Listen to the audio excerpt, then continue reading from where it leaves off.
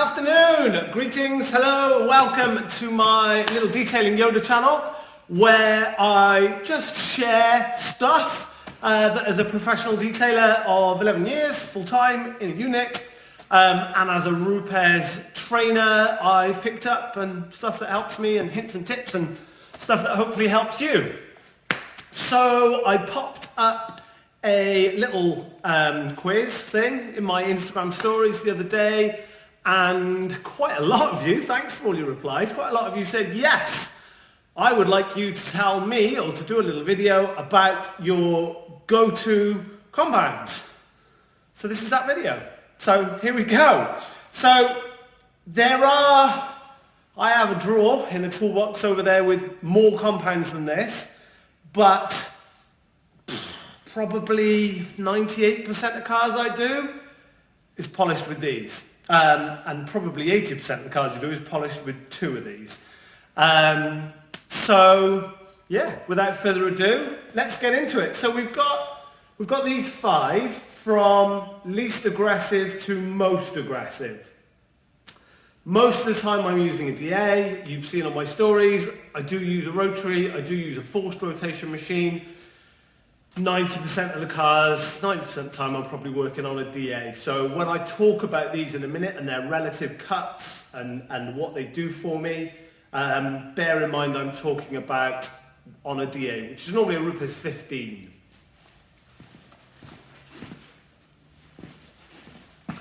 So a big portion, well, let's unpick it. This is particular to me and the services that we offer here. You will all be different, but hopefully you'll find this useful. So the minimum service I do, I set my minimum service level quite high, and that is on an enhancement detail. So 8 to 10 hours worth of work on a car. So 6 to 8 hours of polishing, which on most cars means you can do what I would call a 2-stage, so a heavy cut stage and then a gloss or what we used to call, super fine burnishing, that sort of finishing stage. And really only 3 of these, so really, I'm going to swap these 2 around because really, we'll put these over there because they're non-Rupes, so you know I'm a Rupes guy and a Rupes trainer. And I will always recommend their compounds number 1 because they're the compounds I understand the most, and I have a deep understanding of how they are engineered to work with a DA movement on a Rupes machine. So I will always default to those. So really, 90% of the cars I'll do these. So we'll do a heavy cut with DA coarse, normally on microfiber, depending on the paint type and the defect level. It will either be on the coarse microfiber or a fine microfiber. Yes, sometimes that will be with the Rupes microfibers, sometimes it will be with Maguire's microfibers, and sometimes it will be with wool, so the blue heavy cut wool, or very, very occasionally the yellow heavy cut wool, but 9 times out of 10 it will be a heavy cut microfiber, or so the blue or the yellow microfiber and a blue wool. Those on 90% of paint types you'll come across, unless it's a super tricky paint type, that will cut. And do you know what?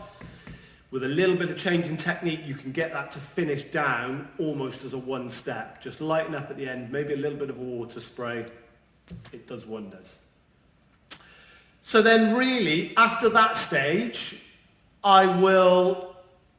if it depends what the car is having as a final coating. So if the car is being ceramic coated, the final stage will be with Uno Pure. So I'll do that with microfiber, and then I'll do Uno Pure probably on a yellow pad, which will just get rid of it. Normally I'll have selected, when I was talking about a finer microfiber or a wool or a heavy cut microfiber, that will be dictated by the paint type. So if the paint is soft enough that I'm leaving some DA haze in there, I'll just back off enough so that there's no DA haze being left. And then the second stage will be with a yellow pad and with one of these 2 compounds. The main difference between these 2 compounds, this one is slightly less abrasive, so it leaves a super glossy finish. This one leaves an amazing finish. That one is slightly better. Crucially though, the crucial difference for me is Uno Pure is made to leave less residue behind and made to be easier to wipe off the paintwork. So it's ideal for coatings. So any car that I am ceramic coating, I will do my final polish, my gloss polish, my burnishing, whatever you want to call it, with Uno Pure, because I'm just maximizing the ability for me to then remove that when I do my solvent wipe down before I do my ceramic coating application. I'm just making it easier for myself. I'm making sure that the residue is more easily removed, which is what Uno Pure, it has a few different things, and you'll see a few different people saying a few different things about it. For me, the number one super best thing about Uno Pure is that it is designed so that the next step after it is a coating.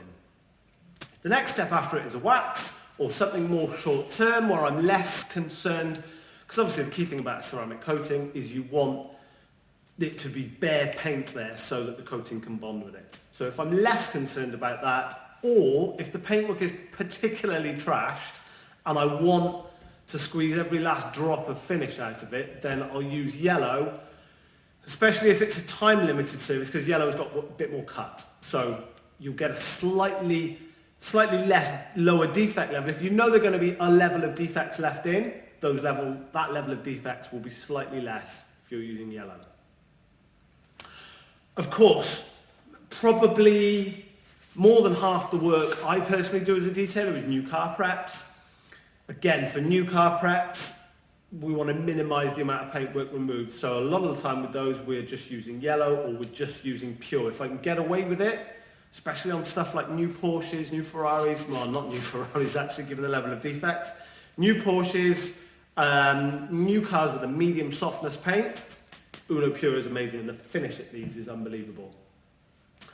But, you know, with any new car prep, you'll quite often have to, I find, get a 3-inch microfiber pad, a little bit of DA course, especially on like a Tesla Model 3 or something, you'll have to go and do a few spots, then go back over it with the whole car with a finishing polish. So these three, probably 80% of the jobs. However, I keep these two in my back pocket. For some reason, sometimes, for whatever reason, the paint on a car just doesn't get on with those two. So, hang on, I'll just back the truck up a bit. Some of you were asking me about abrasive types. So, these are all non-diminishing abrasives, which in my opinion, and with the system I teach, and with the other videos on this channel, that's what you want to be using. Non-diminishing abrasives leaves you many more options to finish. It allows your technique to be the variable. Any other polish on the market will work well for you, but probably only in one set of circumstances. And if you're still searching for the right polish, it's probably, you could probably think about your technique a little bit more, and it's because you're trying to find a polish that works the way you work, which there's nothing wrong with. Personally, I prefer unigrit abrasives, which never break down, which I can then, by controlling my pressure and my speed and my pad type, I can get them to do anything from very heavy cutting to super fine finishing. Sometimes though, you need a different type of abrasive, which is why I use these two. Gyeon Compound Plus, despite it being their most aggressive polish, on a DA, it's slightly diminished anyway. On a rotary, it is heavy cut. The crucial thing about this, and I think I'm right, I'm sure my friend Eve from Gyeon will correct me, I am 99% sure this has a fair amount of diminishing abrasive in. And the thing I like about it is that gives it an initial really big level of correction, and then the non-diminishing abrasives in it allow you to finish quite finely. So as a one step, I'm not a big advocate for one steps, but sometimes they need to, or sometimes you need a one step. Compound Plus is brilliant, and the compound as well. If you've got a very, very delicate paint type, Gyeon Compound, which is also in my drawer of backup plans, sometimes one of those two will do. But yeah, I've been using this quite a bit lately. I've had a few finicky paint finishes that this has done really nicely on. And finally, the final one I will use is Kamikaze Collections Banzai Cut. Not a cheap abrasive. 30 quid for 250ml. But it is the highest cut thing that I know of, and it's very oily. I really, really like it. It will cut and cut and cut.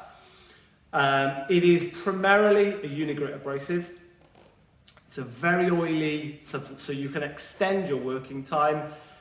My views on extended working times, as you probably know, are don't do it too much, because the main thing you're getting, especially when you're very heavy cutting, you then get a lot of residue. Residue is the thing that causes your pads to dry out and the machine to skip around, and ultimately for you to just not be getting any cut.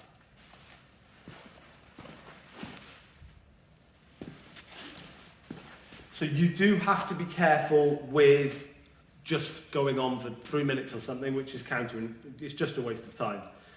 Go back to my cycle time video with the graph if you want to know more on that subject.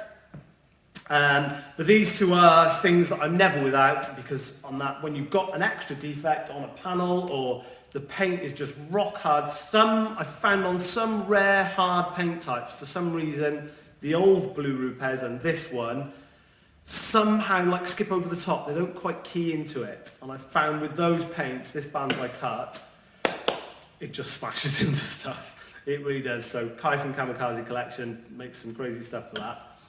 And that is it, really. Very quick slap and dash video for me. I'm just in the middle of this R8, but I thought I would pick it up. You guys said it's something you would find useful. As with everything, just fire us a question. If this has asked more questions than it's answered, let me know. Hopefully you've got some value out of that though. Maybe you want me to do one on pads. I could do a go-to on pads. I've pretty much run through it anyway. I don't use the white Rupes pads very much, except on a 21. On a 15, hardly ever. There's very little need for them. Again, keep them in your back pocket, because you will get a butter soft car one day where you'll need it, but 95% of the cars you'll come across, you'll never need one. And that is probably it, guys. Yeah, thanks for your recent subs. Give us a sub, give us a like, do all that. I should have said that earlier. Everyone's probably switched off by now. Give us a subscribe and a like and a share if you like it. And do drop us a comment. Do get in touch, guys. I'll try and be there for you. Really difficult times at the moment. So if I can give you business advice or polishing advice or anything like that, obviously if it's reams and reams and reams, I'm going to struggle. But, you know, any quick questions, I'll try and be there for you guys. Let me know what's on your minds. Thank you very much, guys. See you again soon.